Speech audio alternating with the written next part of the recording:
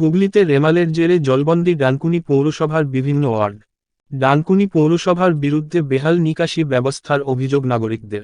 এই পৌরসভার ৯, ১৩, ১৪, ১৫, ২০ নম্বর ওয়ার্ডগুলিতে প্রতি বর্ষায় জমা জলের দুর্ভোগ পড়ে। বারবার পৌরসভাকে জানিয়েও কোনো লাভ হয়নি। এখনও বাকি বর্ষা, সেই আতঙ্ক করা নাড়ছে নাগরিকদের। ইতিমধ্যে নিচের বাড়িতে জল ঢুকে যাওয়ার কারণে উপরে বাস করছে। নোংরা জলে বাড়ছে চর্মরোগ। নিতান্ত প্রয়োজনে বাড়ির বাইরে বেরোতে গেলে হাফ প্যান্ট পরে বেরোতে হচ্ছে বলে জানিয়েছেন বাসিন্দারা। ইতিমধ্যে অনেকে বাড়িতে তালা চাবি বন্ধ করে অন্যত্র চলে গেছে।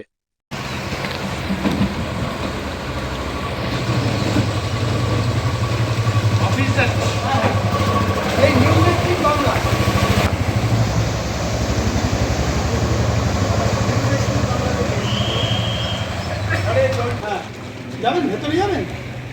হ্যাঁ খোলা আছে না?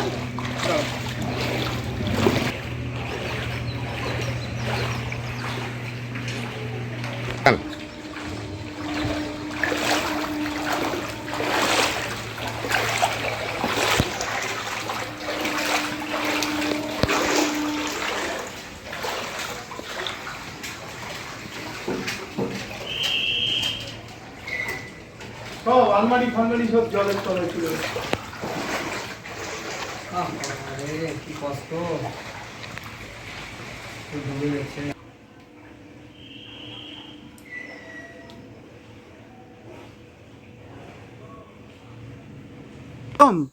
এই সামান্য রেমালের জন্যই আমাদের এখন হয়তো ৭-৮ দিন জল পাড়াতে হবে।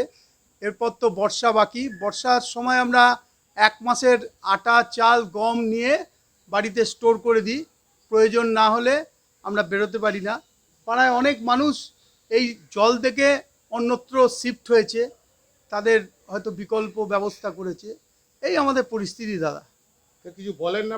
প্রশাসনকে বলেছি, প্রশাসন দীর্ঘদিন ধরেই বলছে এবছর জল পাড়াতে হবে না, হ্যাঁ এই বছরটাই লাস্ট, এরকম করে চলছে।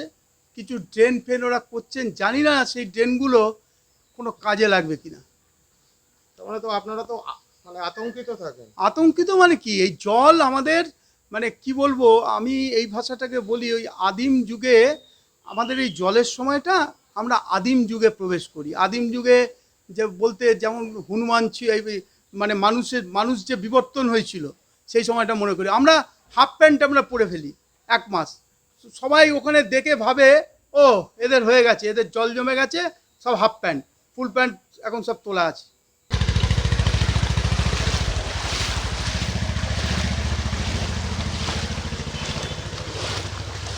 এই বাড়ির মধ্যে জলটা তুলুন, মানে হাঁটতে পারি না, কিছু পারি না, কত কষ্ট আমাদের যখন ঘর করতে হয়েছে গেছে। এই সারা জীবন এই অবস্থা? সারা জীবন এই অবস্থা। আপনি মানে কাঁদছেন কেন? কাঁদছেন কেন? সব শেষ, আর কি হবে এই জল দিয়ে আর কি করবে? দেখুন, জল নিকাশ একটা মারাত্মক সমস্যা ডানকুনি পৌরসভার আন্ডারে। ডানকুনি পৌরসভা 15 বছর ধরে চলছে, কোনো রকম জল নিকাশি ব্যবস্থা করেনি। সুতরাং ছেলে খেলা করে গেছে। মানুষগুলো প্রতিটা 7 থেকে 8টা ওয়ার্ড, প্রায় 9টা ওয়ার্ড জলের তলা থাকে 4 থেকে 5 মাস। তাই এরা প্রতি বছর দেখে, প্রতি বছর প্রতিশ্রুতি দেয়। এখন NH2 দোহাই দিচ্ছে, কিন্তু আজ থেকে 10 বছর আগে NH2 কাজ চলছিল না, তখনও সেম পজিশনে মানুষ ভুগত। সুতরাং এদের কোনো পরিকল্পনা নেই, মানুষকে ভুল প্রতিশ্রুতি দিয়ে ভোটের সময় আসে, আর ভোট হয়ে গেলে এরা ভুলে যায়। কিন্তু এরা বলছে যে এখন ওরা মানে আপৎকালীন হিসেবে বেশ সব ওয়ার্ডেই প্রায় ওরা পাম্প চালাচ্ছে। দেখুন, যখন মানুষ বিরক্ত হয়ে রাস্তায় নামার পরিকল্পনা করছে, তখন একটা একটা করে ছোট ছোট পাম্প বসাচ্ছে, কিন্তু তাতে কোনো সুরাহা হচ্ছে না। মানুষের ঘরে 1 হাঁটু জল, পচা নোংরা ড্রেনের জলে মানুষ বসবাস করছে। কি পরিস্থিতির মধ্যে রয়েছে আপনারা নিজেরাই দেখেছেন, প্রত্যক্ষদর্শী আপনারা। সুতরাং এই পৌরসভা কোনো ওয়ার্ডে ঢুকে দেখেনি যে কে কী অবস্থায় রয়েছে, পৌরসভার প্রতিনিধিরাও দেখেনি। তাই বলছি, এরা পুরোটাই মিথ্যা কথা বলছে। এই ছোট ছোট পাম্প বসিয়ে সুরাহা হবে না। যদি বিকল্প কোনো রাস্তা থাকে, আলাদা জায়গা দিয়ে ড্রেন করে জল বেরোনোর রাস্তা থাকে, সেটা করুক, যত তাড়াতাড়ি হয়। কিন্তু এরা সেটা ইচ্ছা নেই, বা এদের কোনো সদিচ্ছাও নেই।